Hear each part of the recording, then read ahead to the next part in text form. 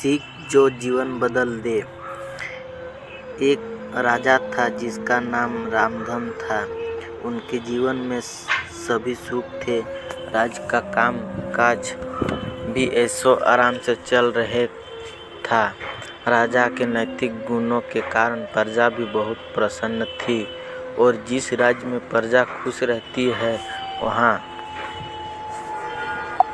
की आर्थिक व्यवस्था भी दुरुस्त होती है। इस प्रकार हर क्षेत्र में राज्य का प्रभाव अच्छा था।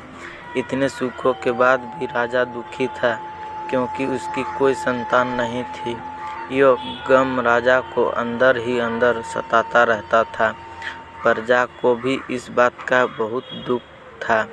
वर्षों के बाद राजा की यह मुराद पूरी हुई और उससे एक पुत्र की प्राप्ति हुई।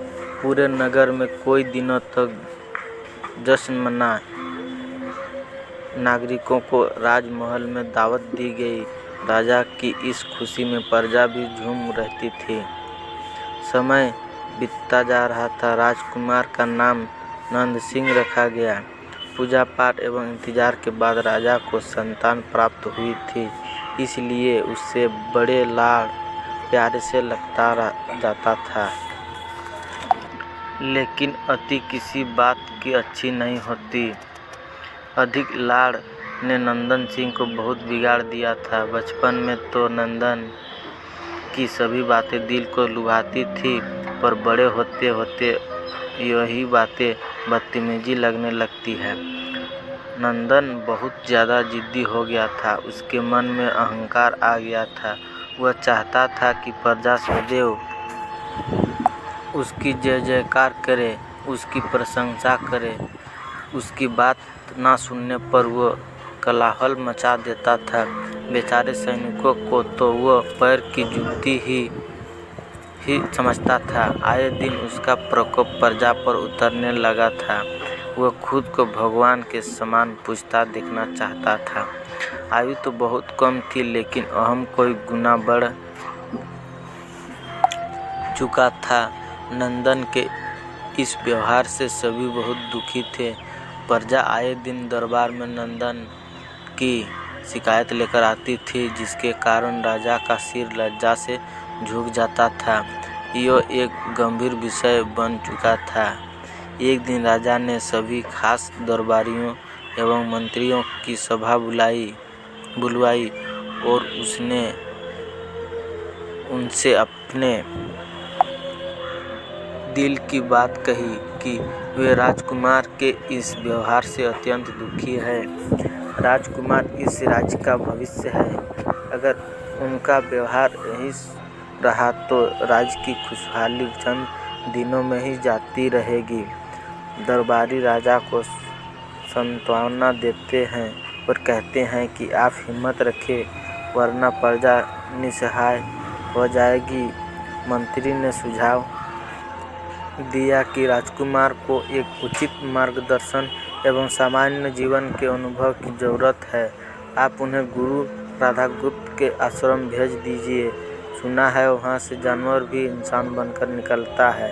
यह बात राजा को पसंद आई और उसने नंदन को गुरु जी के आश्रम भेजा।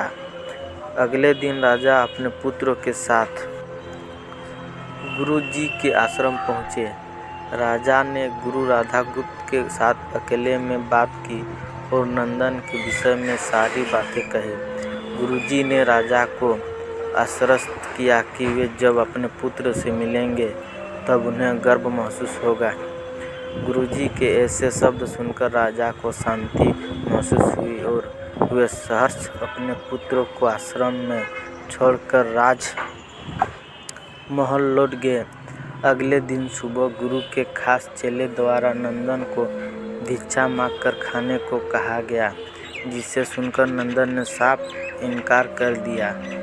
चेले ने उससे कह दिया कि अगर पेट भरना है तो भिक्षा मांगनी होगी और भिक्षा का समय शाम तक ही है, अन्यथा भूखा रहना पड़ेगा। नंदन ने अपनी अकड़ में चेले की बात नहीं मानी और शाम होते होते उसे भूख लगने लगी, लेकिन उसे खाने को नहीं मिला। दूसरे दिन उसने भिक्षा मांगना शुरू किया। शुरुआत में उसके बोल के कारण उसे कोई भिक्षा नहीं देता था, लेकिन गुरुकुल में सभी के साथ बैठने पर उसे आधा पेट भोजन मिल जाता था। धीरे धीरे उसे मीठे बोल का महत्व समझ आने लगा और करीब 1 महीने बाद नंदन को भरपेट भोजन मिला, जिसके बाद उसके व्यवहार में बहुत से परिवर्तन आए। इसी तरह गुरुकुल के सभी नियमों ने राजकुमार में बहुत से परिवर्तन किए, जिससे राधागुप्त जी भी समझ रहे थे। एक दिन राधा सैर पर चलने कहा। दोनों सैर पर निकल गए। रास्ते भर बहुत बातें की। गुरुजी ने नंदन से कहा कि तुम बहुत बुद्धिमान हो और तुमसे बहुत अधिक ऊर्जा है, जिसका तुम्हें सही दिशा में उपयोग करना आना चाहिए।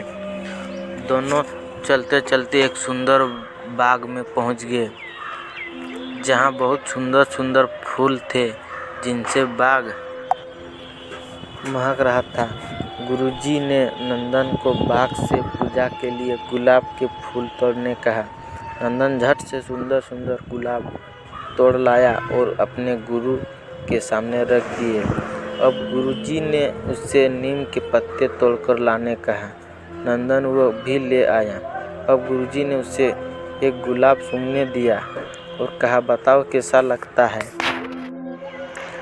सूंघने दिया और कहा, बताओ कैसा लगता है। नंदन ने गुलाब सूंघा और गुलाब की बहुत तारीफ की। फिर गुरुजी उसे नीम के पत्ते चखकर उसके बारे में कहने को कहा।